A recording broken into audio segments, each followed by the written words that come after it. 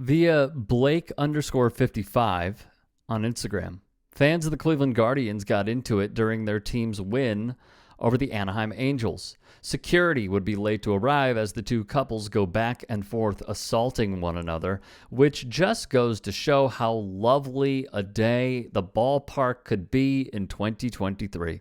Let's slow it down here so we have a better idea of what transpired. The couple to the left is sitting down hearing words from Oakley's guy on the right. The woman he is with appears to spit in the direction of those they're beefing with. Dude in red then attacks her, throwing not one but two slaps on her head, then pushes her into the seats.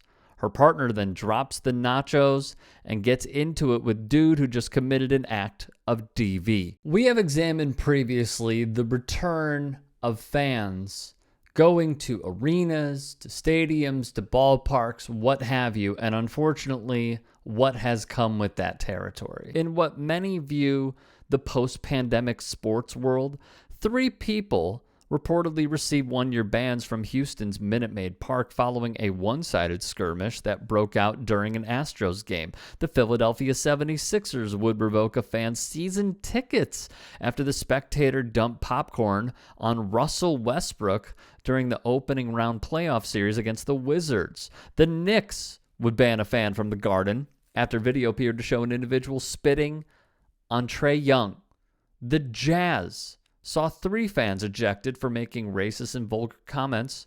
At the Grizzlies is Ja Morant. In baseball, Arnold and Itkin wrote, "Baseball is a sport that loves stats. But if you want to get the numbers on fan injuries, whether for slip and fall accidents, fan-on-fan assault, or constant foul balls, the data is difficult to find. This type of statistic is something that stadiums and teams want to downplay." Usto notes, in an effort to become more proactive, security commanders at sports venues must contend with a number of challenges that make protecting fans, players, and staff incredibly difficult and stretch their limited resources. Crowd management is important to this experience, helping people flow easily into and out of the stadium without conflict. But this job is made harder as a city populations densify. Stadium security must deal not just with its own fans, but with an awareness of the game's context and potential for violence. Now, this is a point where many will turn to facial recognition as the answer, and to that I say, maybe not. There are services where one can text a certain number to prompt security to potentially remove a fan, or they will go with their cameras, focus in on that area, and then make the call. This could be fighting, it could be swearing, it could be belligerence, what have you. With the facial recognition stuff, it could also be used against fans. And look no further than the New York Knicks' owner, James Dolan. Because there are some who are suing his businesses, and as a means of getting revenge, per se, Dolan will ban those people. And it doesn't even have to be a Knicks game. It could be an ice skating exhibition. It could be theater, anything. He will go and ban those people that have pending litigation against him. So it can be good. It could also be terrible. Fights, feuding parents, and rowdy spectators have become the norm, printed Cheryl Pinckney Mass. In addition, the risk of sexual violence increases greatly at sports events, said Rathna Bejam, a women's rights researcher at Human Rights Watch.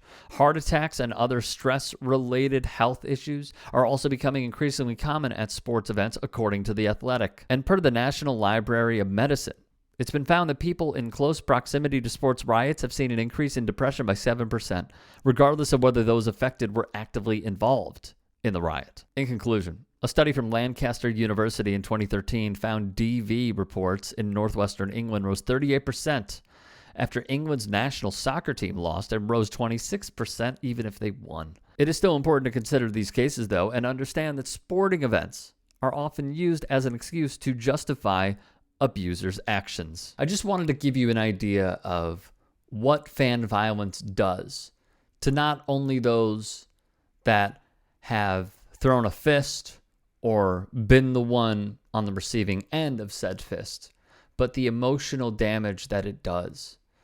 These are different areas of sports that we want to explore and expose. so many are aware to these serious issues. And I will continue doing so, and I hope you'll join me.